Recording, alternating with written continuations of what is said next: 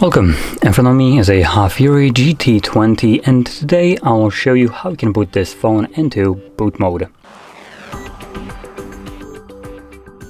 So, to get started you want to hold your power button and select power off.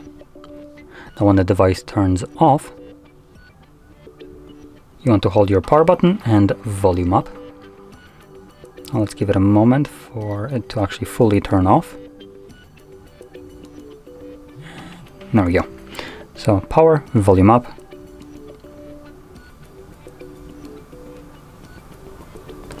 And there we go. This is our boot mode. So once you boot into it, you will need to use volume up to navigate through the three options that we have access to, as you can see. And volume down will be used to confirm whatever is selected with that arrow.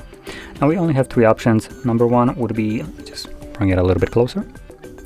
So one is recovery mode, the first one. Then we have fast boot mode and normal boot, which is right now selected, which boots us back to Android. So I'm going to stick with this one.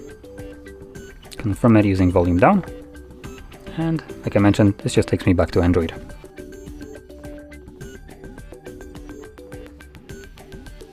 And there we go.